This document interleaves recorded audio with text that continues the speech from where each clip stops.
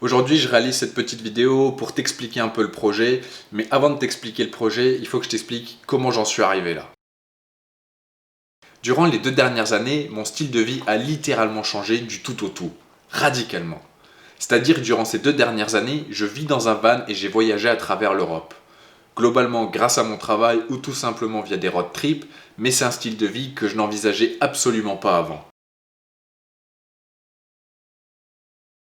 En 2015, je rentre dans l'industrie du cinéma, dans la post-production visuelle et des effets spéciaux numériques, en soi dit les VFX. C'est une industrie où généralement ça peut être des contrats courts ou à longue durée et tu vas enchaîner les studios et les productions. Je fais ma première année d'expérience sur Paris, jusque-là pas grand-chose de nouveau. Je prends mon appartement, mon style de vie reste globalement le même. Par contre, ce qui se passe, c'est durant la 2e année, là les choses vont commencer à changer petit à petit. Et je commence à avoir une vie de semi-nomade. Il y avait énormément de contraintes.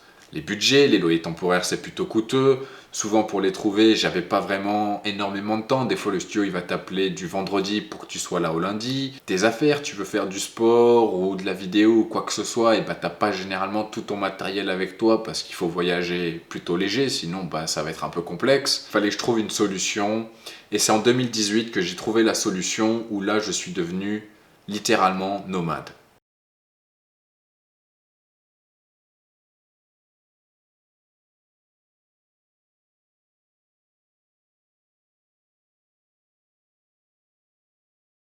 Alors la vie en van, il faut savoir que je n'avais pas une des plus grandes expériences avant de la débuter. Il fallait de l'information, du coup internet, YouTube, les livres, c'est assez facile maintenant. Mais malgré tout, t'auras beau prévoir tout, tu pourras pas tout prévoir. Avec la vie en van, il y a quand même de nombreux avantages. Premièrement, tu as une très grande sensation de liberté.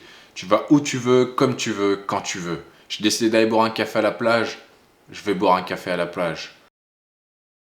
Une des deuxièmes facettes que j'adore, c'est que c'est tout simplement des challenges tous les jours. Il y a de nouvelles aventures, de nouvelles galères, et du coup la routine, elle a jamais le temps de s'installer.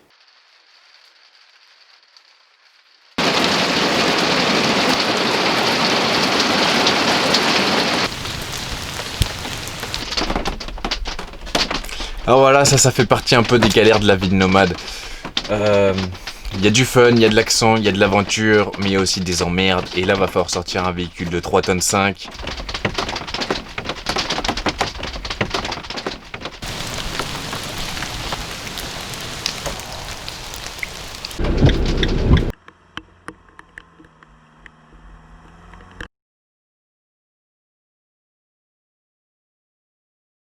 Les désavantages de la vie en van, il y en a quand même quelques-uns. Premièrement, c'est la gestion des ressources. Il va y avoir l'eau, le gaz, l'électricité et tes carburants.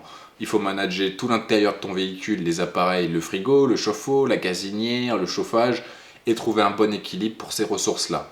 Ensuite, il y a l'eau. Il faut aller remplir et puis il faut aller vider tes eaux grises et tes eaux noires. En moyenne, avec un plein de 100 litres d'eau, je dure facilement une semaine, 10 jours, suivant comment je suis économe. Après, j'ai 2 réserves de 25 litres additionnelles, ce qui me permet de monter jusqu'à 150 litres et je peux facilement aller durer 2 semaines en indépendance, en plein milieu de la forêt, sans problème. Après, l'eau, le seul petit problème, ça peut être plus l'hiver. L'hiver, effectivement, suivant là où tu vas être, il peut y avoir le froid, le givre, la neige. Et là, du coup, les communes vont fermer les tuyaux et là, ça peut s'avérer un peu plus compliqué. Un des autres désavantages de la vie en van, ça va être tout simplement le gabarit du véhicule.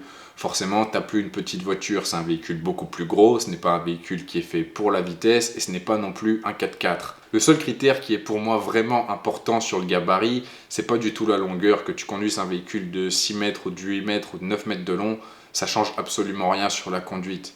C'est plus la hauteur. La hauteur, il faut faire en dessous des 3 mètres. Tant que tu fais en dessous des 3 mètres, pour ma part, tu n'auras aucun problème en Europe. Un des autres critères et des désavantages aussi de la vie nomade, c'est tout simplement l'isolation. Ce n'est pas non plus des maisons. Tu vas devoir toucher à l'électricité, toucher à la plomberie, toucher à la menuiserie, toucher à la mécanique.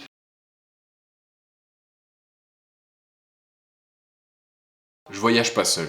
Durant ces 2 dernières années, j'ai eu un copilote qui s'appelle Tony Chopper, alias Chopper. Et depuis peu, j'ai une petite nouvelle. Un petit chaton qui s'appelle Charlotte Liline, dit Big Mom. Je l'ai trouvé sur le bord de la route dans l'Indre. Et depuis, elle est devenue pote avec Chopper. L'idée maintenant, c'est de réunir mes passions pour l'image et la vidéo avec mon style de vie nomade. Puisque c'est ma passion qui m'a amené à mon job et que mon job m'a amené à cette vie nomade, et ben je vais réunir ces 3 domaines pour réaliser The White Chopper. L'idée de The White Chopper, c'est simplement de créer un studio de A à Z mobile et réaliser du contenu visuel qui peut être divers et varié. Du coup, je ne sais pas encore exactement par quoi je vais commencer, il va falloir un petit peu tout recentrer. Cette vidéo, c'était déjà une première étape à passer, mais il y a quelque chose à faire.